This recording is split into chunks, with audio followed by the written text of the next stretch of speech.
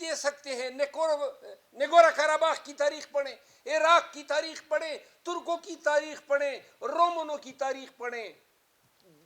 ماضی میں زیادہ نہ جائیں, کیوبا کی تاریخ پڑھیں, چی گویرا کو پڑھیں, فیڈل کاسٹرو کو پڑھیں, صدام حسین کو پڑھیں. اب اثر مثال دیتا ہوں, ایران کو دیکھ لیں.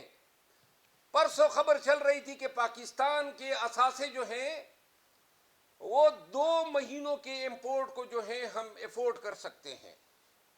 2 مہینے. ایران جو ہے سن 1979 سے 1979 جب خمینی کا انقلاب آیا آج تک دنیا کے سینکشنز کو بھگت رہا ہے. نہ دوائیاں اس کے پاس جاتی ہیں, نہ کوئی تجارت کر سکتا ہے, نہ کوئی ان کا پیٹرول خرید سکتا ہے. کیا قوم ہے, ڈٹی ہوئی ہے, 50 سال سے زائد گزار لیے. اب ان کا سیمنٹ, ان کا سریا, ان کا پیٹرول, ان کی دوائیاں پاکستان میں اسمگل ہو کے آتی ہے, اور قیمت جو ہے کوالٹی میں بہتر, اور قیمت پاکستان کے سریے اور پاکستان کی سیمنٹ سے سستی. کیا قوم ہے؟ قومیں تو ایسی بنتی ہے. ہمارے ہاں 10 سپاہی یا رینجر والے لاٹھی اٹھائے آتے ہیں اور ایک اژدہا میں لوگوں کا بھاگ رہا ہے, بھاگو بھاگو. او بھائی کوئی اسرائیل ہے؟ اگر تمہارا حق کسی نے مارا ہے اور تمہارے حق پہ بیٹھا ہوا ہے تو جاؤ, ڈٹ جاؤ, کڑے ہو جاؤ. یہی ہمیں ہمارے دین نے سکھایا ہے, یہ ہمارے رسول مصطفیٰ نے ہمیں بتایا ہے, یہ ہمارے والدین نے بتایا, یہ ہماری مذہب کی تائید ہے. کیا خدا کے ذات کی منکر نہیں ہوتے ہم, جہاں ہم خوف اور ڈر کے مارے کسی کے آگے اپنا حق سرنڈر کرتے ہیں؟ تو لہذا قانون کی حکمرانی آپ کی زندگی کے تمام شعبے جو ہیں اس سے متعلقہ ہے, اور دنیا میں شاید ہی کسی قوم کو اتنی زیادہ ضرورت ہے آج کل جتنا پاکستان کو قانون کی حکمرانی درکار ہے. تمام معاشروں میں قانون کی حکمرانی کو امپلیمنٹ کیا جاتا ہے عدلیہ کے ذریعے. تو لہذا جدید تہذیب میں آزاد عدلیہ جو ہے وہ معاشروں کا ایک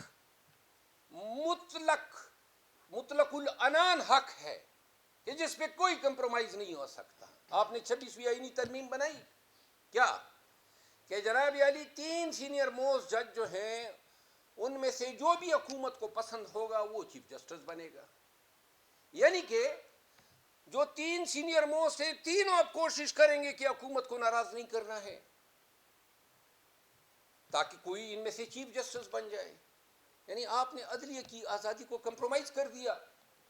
آپ نے کانسٹیٹیوشنل بینچز بنائی, اور پورے پاکستان نہیں پوری دنیا کو پتا تھا کہ امین الدین خان نے ہی کانسٹیٹیوشنل کورٹ کا سربراہ بننا ہے. حضرت بن گئے, خود ہی انکار کر دیتے کہ میرا حق نہیں بنتا ہے.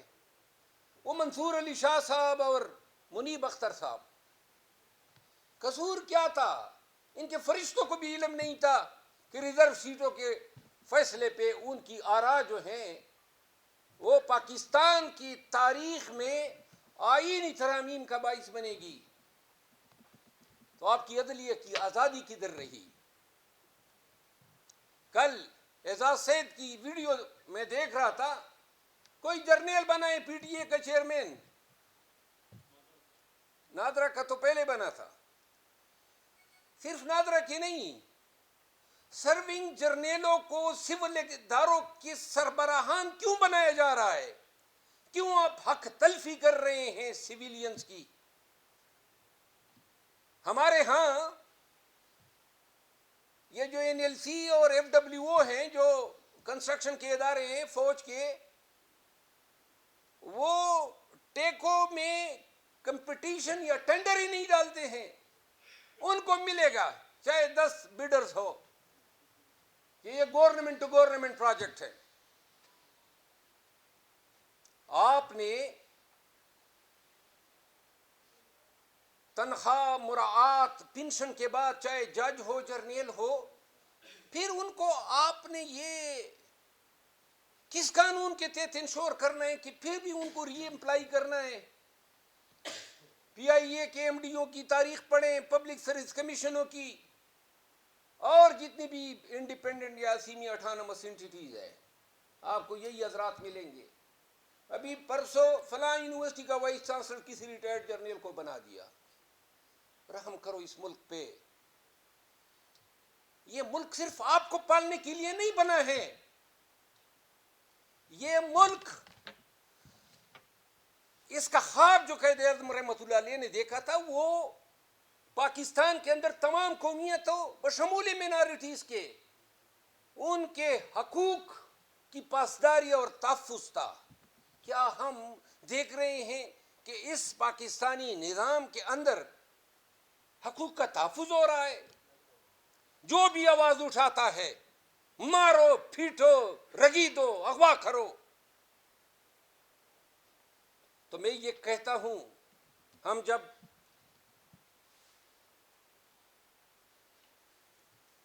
توقع رکھتے ہیں، میں پاکستانیوں کو کہنا چاہتا ہوں، یہ توقع رکھنا کہ فل کورٹ بیٹھے گی اور وہ جناب آپ کا نظام درست کرے گی، احمقوں کی جنت میں رہنے کے مترادف ہے۔ یہ توقع رکھنا کہ جناب علی فلاں فلاں کا ضمیر جاگے گا، استعفے دیں گے، نظام درست ہوگا، یا یہ توقع رکھنا کہ کوئی غیبی مدد آئے گی اور پاکستان کے حالات جو ہیں آپ کے لیے درست کر لے گی، معیشت چل پڑے گی، قانون کی حکمرانی ہوگی، اور سب جو ہیں وہ پاک سرزمین شادباد کے گانے لگائیں گے اور فخر سے کہیں گے کہ جی اس ملک میں قانون کی حکمرانی کی ہریالی ہے، کیونکہ غیبی مدد آئے گی۔ یہ احمقوں کی جنت میں رہنے کے مترادف ہے۔ آپ نے سب سے پہلے اور اولاً اور اخیراً آپ نے انحصار کرنا ہے اپنے اندر کے انسان پہ۔ خود ہمت پکڑو، نہ غیبی مدد آنی ہے، نہ ادھر سے نہ ادھر سے۔ اپنے ذات کے اندر تہیہ کر لو کہ میں نے پاکستان میں ظلم، جبر، نا انصافی، لا قانونیت کو روکنا ہے، چاہے کرنے والا کوئی کیوں نہ ہو، اور اس کے لیے کوئی قیمت کیوں نہ ادا کرنی پڑے۔ ہم پاکستان میں روزانہ دیکھتے ہیں کہ کبھی ایک ایڈونچر، کبھی جج کی شکل میں، کبھی سیاستدان کی شکل میں، اور کبھی جرنیل کی شکل میں تجربے کرتے آتے ہیں، اور ہمارے اوپر، ہمارے حقوق کے اوپر، ہماری ریاست، ہماری مملکت، ہماری سرزمین پہ کبھی ہم نے کوشش بھی کی ہے کہ ان کو سزا دے سکے؟ کبھی سنا بھی ہے کہ کوئی جرنیل پھانسی ہوا، کبھی سنا بھی ہے کہ کوئی جج پھانسی ہوا؟ کیوں نہیں ہوا؟ کتنے بڑے بڑے جرائم کا ارتکاب کیا ہے، کیونکہ ہم نے ہی یہاں پہ امیونٹی کا کلچر متعارف کرایا ہے کہ جناب بارسوخ لوگ جو ہیں وہ قانون کے اثر سے آزاد ہیں، ان پہ قانون کی لاٹھی نہیں پڑ سکتی ہے۔ اللہ کے بندو، چائنا میں دیکھ لو نا، ساؤتھ کوریا کی مثالیں آپ کے سامنے ہیں، توپوں کے سامنے تو رکھ کے ان کو اڑاتے ہیں۔ وہاں نظام کیسا ہے اور آپ کا نظام کیسا ہے؟ 76 سال میں اسی نظام میں آپ نے رہتے ہوئے اس ملک اور اس ملک کے لوگوں کا دڑن تختہ کر دیا۔ پاکستان کو ضرورت ہے کہ ہم احتساب کے ایسے عمل کو متعارف کرائیں جس کا تابع جج بھی ہو، جس کا تابع جرنیل بھی ہو، جس کا تابع جو ہے معاشرے کا شخص ہو، اور کسی کی جرت ہی نہ ہو۔ یہاں جرت کیا، یہاں کہتے ہیں قانون کی چڑیا کا نام ہے۔ آج اسلام آباد میں آپ کا ایس ایچ او اتنا بے شرم ہو گیا ہے۔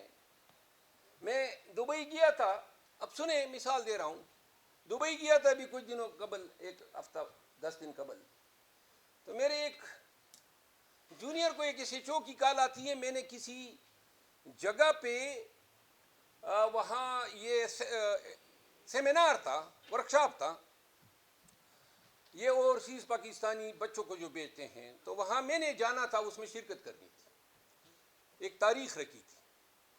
تو ایس ایچ او نے کہا میرے جونیئر کو کہ جی وہ مروت صاحب کو بتا دے کہ وہ نہ آئے، ورکشاپ میں نہ آئے. تو بھائی کون ہو تم؟ تو جونیئر نے مجھے کہا کہ جب میں نے ان کو بتایا کہ وہ تو باہر ہیں، اب کاش میں ادھر ہوتا اور میں چاہتا کہ میں آتا اور میں دیکھنا چاہتا تھا کہ تم غنڈہ گردی پہ کس طرح مجھے جو ہے یا بدماشی کے زور پہ یا ڈنڈے کے زور پہ تم مجھے رام کر سکتے ہو. میں بحیثیت پاکستانی قانون جانتے ہوئے کسی ایسے جو تانے دار، رینجر، ایجنسی کے کسی غیر قانونی قدم پہ سر خمی نہیں کر سکتا ہوں. یہ قانون نے مجھے سکھایا ہے، 32 سال سے میرے دماغ میں پڑا ہے، 32 سال سے میں نے یہ سیکھا ہے کہ میں نے لوگوں کو ان کا حق جو ہے دلانا ہے. تو کس طرح کوئی میرے اپنے حق پہ قدغن کس طرح لگا سکتا ہے؟ پاکستانیوں، پاکستان کو ضرورت ہے